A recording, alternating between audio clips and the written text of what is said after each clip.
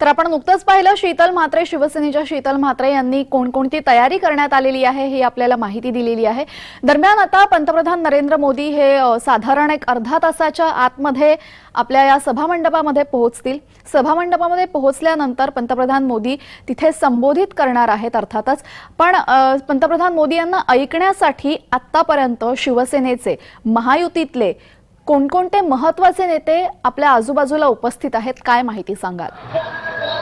नक्कीच देखील बघायला गेलं तर उदय सामंत इथे आले आहेत, सोबतच शीतल म्हात्रे जे आहेत त्या सुद्धा इथे उपस्थित आहेत। मुंबई आणि नवी मुंबई मधले बरेच नगरसेवक आहेत ते सुद्धा आपल्याला दिसून येत आहेत। जे VIP गेट आहे ते एका दुसऱ्या बाजूने आहेत, त्या कारणाने नेमकं आतमध्ये कोण आहे ते कळून जरी येत नसलं तरी इकडे दिसणारे मुख्य चेहरे जे आहेत ते उदय सामंत, भरत गोगावले, शीतल म्हात्रे यांचंच आहे। जी जी जी यावेळेस पंतप्रधान नरेंद्र मोदी यांच्या हस्ते एक विशेष योजना कार्यान्वित करण्यात येणार आहे, त्याचं लोकार्पण करण्यात येणार आहे, ती म्हणजे महिला सक्षमीकरण, मुख्यमंत्री महिला सक्षमीकरण योजना। आणि यासाठी महिलांचा कसा उत्स्फूर्त सहभाग या कार्यक्रमामध्ये बघायला मिळतोय। अगदी बरोबर, ही सुद्धा एक योजना आहे, याचं लोकार्पण या ठिकाणी होणार आहे आणि एकूण जवळपास 30 ते 35 हजार महिला ज्या आहेत त्या इथं दाखल झालेल्या आहेत असं निदर्शनात आलेलं आहे। तेजल, या योजनेचा पुरेपूर लाभ घेण्यासाठी जे आहेत या महिला इथे आलेल्या आहेत आणि सोबतच जी आहे नोंदणी सुद्धा त्यांची या ठिकाणी होत आहे। आधार कार्ड आणि सोबतच मोबाईल घेऊन या इथे आले होत्या। एंट्रीच्या वेळेस जी आहे त्यांची नोंदणी सुद्धा इथे करण्यात आली होती। जी यावेळेस पंतप्रधान नरेंद्र मोदी यांच्या हस्ते ज्या योजनेचं लोकार्पण होणार आहे, स्त्री सबलीकरण, महिला सबलीकरण योजना, या संदर्भात अधिकची काय माहिती आपण प्रेक्षकांना देऊ शकता? स्त्री सबलीकरणची जी योजना जी आहे ज्याचं लोकार्पण होणार आहे, नरेंद्र मोदी यांच्या नियोजित दौऱ्याचा एक भाग होणार होता आणि सोबतच याच्यामध्ये अन्य ज्या गोष्टी आहेत त्या मोदी हे स्वतः सांगणार आहेत आणि सोबतच एक परिपत्रक त्यांनी जाहीर केलं होतं, त्या परिपत्रकामध्ये नमूद केलेल्या होत्या या गोष्टी।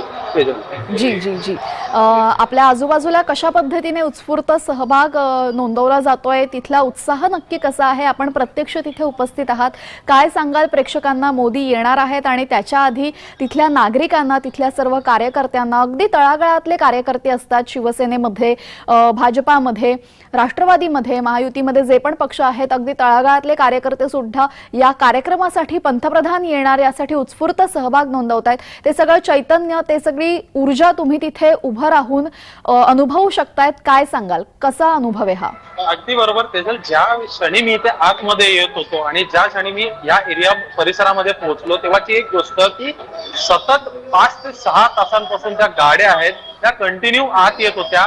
लोक विविध ठिकाणावरनं, वेगवेगळ्या आपल्या जिल्ह्या तालुक्यांमधनं बसेस भरून, गाड्या करून, भाड्याने गाड्या करून जे आहेत मोदी मोदी असा नारा देत इथे येताना दिसून आले होते।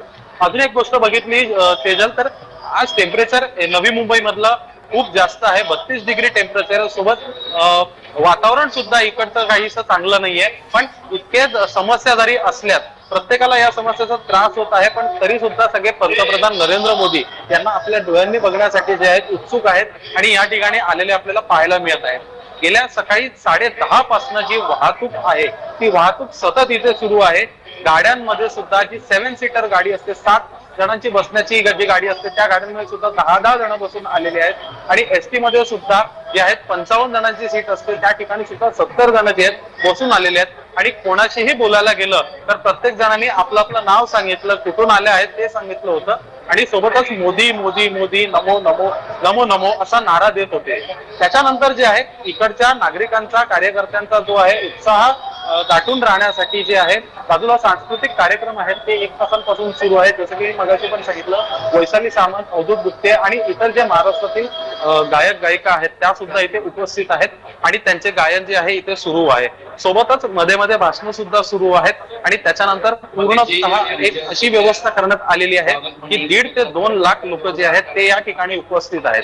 तेजल जी यावेळेस आपण सांगितल्याप्रमाणे तिथलं चैतन्य नक्कीच आम्ही अनुभवलेलं आहे। मोठ्या प्रमाणात नागरिक अगदी 10-10 जण एका गाडीमध्ये बघून फक्त पंतप्रधान नरेंद्र मोदी यांची एक झलक बघण्यासाठी, त्यांना ऐकण्यासाठी तिथपर्यंत आलेली आहेत आणि आपण सांगितल्याप्रमाणे त्यांच्या मनोरंजनासाठी तिथे काही सांस्कृतिक कार्यक्रम सुद्धा केले जात आहेत।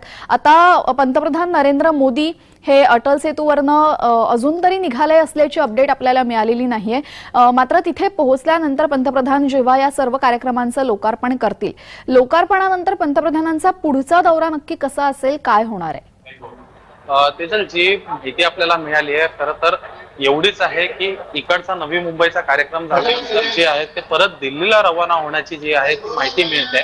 मुळात ते फक्त काही क्षणासाठी काही वेळासाठी नवी मुंबईमध्ये येत आहेत, पण याची तयारी जी आहे मागील अनेक दिवसांपासून सुरू आहे. पाहायला गेलं तर पोलीस बंदोबस्त होता परवापासून इथे नवी मुंबईमध्ये आणि इतर हा जो 3 किलोमीटरचा परिसर आहे यामध्ये तैनात करण्यात आला होता. आणि त्याच्यानंतर आज सकाळपासून प्रत्येक जण, प्रत्येक माणूस, शासकीय अधिकारी असो, नवी मुंबई महानगरपालिकेचा कर्मचारी असो, उरण नगरपंचायतचा कर्मचारी असो की मुंबईचे कर्मचारी असो, हे सगळे आज सकाळीपासून जे आहे त्यांची दिनचर्या लवकर सुरू झाली होती. कारण की पंतप्रधान नरेंद्र मोदी येत आहेत यासाठी जे आहे प्रत्येकाने जे आहे योगदान दिलेलं आहे. आणि त्या जी. सगळ्यांच्या योगदानाच्या नंतर जो आहे हा कार्यक्रम यशस्वीरित्या आपल्याला पार होताना दिसून येणार आहे. त्याची जी आपण असं